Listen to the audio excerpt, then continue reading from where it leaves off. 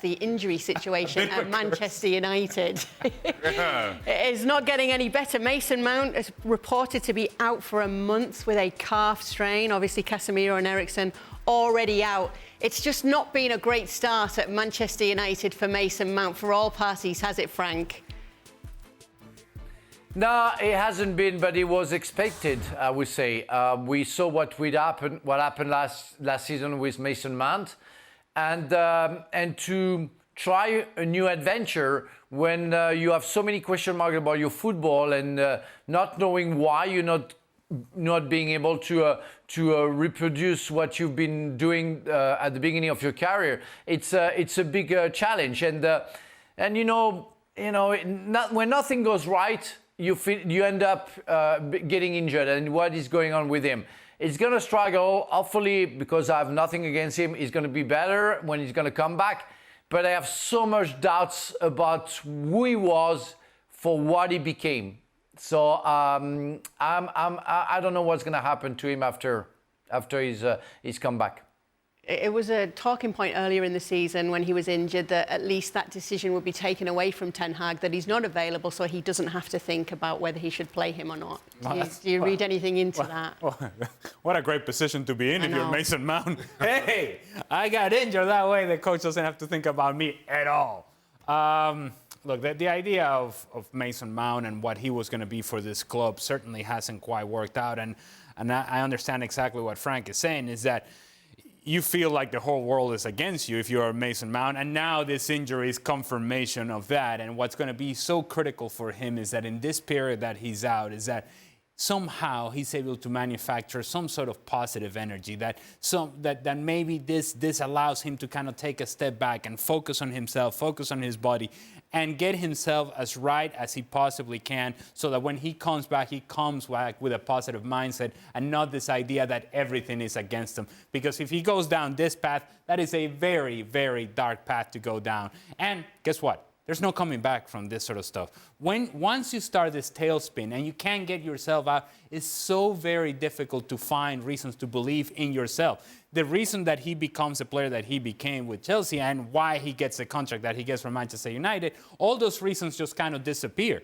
And he starts thinking about all the negativity and the reasons as to why he's not being successful. And all that pressure just piles on you. If I'm Mason Mount, I'm taking this time to make sure that not only I work on the physical aspect of my game, but on the mental aspect of my game more importantly. Well, it is Everton that Manchester United are taking on this weekend, so I wonder if we all agree on the predictions for this fixture. It turns out we do not. Frank and I do. Shaka, you've got Everton winning it, though. Yeah, I think this is an Everton team trending in the right direction. And a Manchester United team who, well, they're not trending anywhere. They just kind of remain as poor as we've seen them all season long. The injuries have given Ten Hag an excuse, but it doesn't make Manchester United any better. And I just feel at Goodison, Everton get the better of Manchester United. I also feel that there's a bit of emotion involved with Everton here, given the suspension, given the 10-point deduction and a feeling of the league kind of being against them. And I think you find a more motivated Everton than you would have at any other point this season. Frank, why do you believe that Manchester United will win this one? They've been very fortunate the last two games that they played, and I don't think they should have won, but they did. And so I guess the confidence is maybe back in the dressing room. Yeah, the football is not, that's for sure. We saw that, but they have the results. And why they couldn't carry on like that and keep on winning against Everton? And the contrary of Shaka, I think the 10 points deduction could have an effect into the dressing room of the Toffees, and maybe it's going to be too heavy for them to cope with the lucky Manchester United. Who would convince you the most to change your prediction from a draw? Shaka and his argument, or Frank and his? Okay.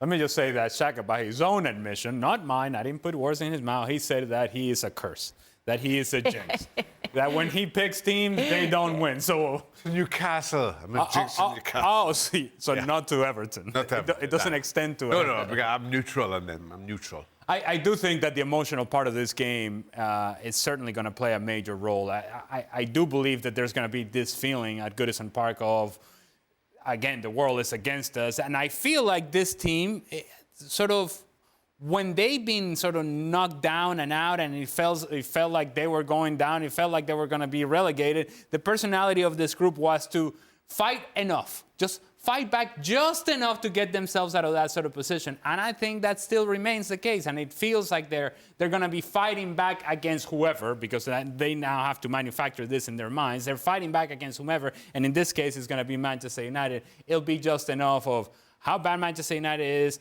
Everton with the emotional aspect of the game. They cancel each other out. I'll take the draw. Neither Frank nor Shaka convinced me.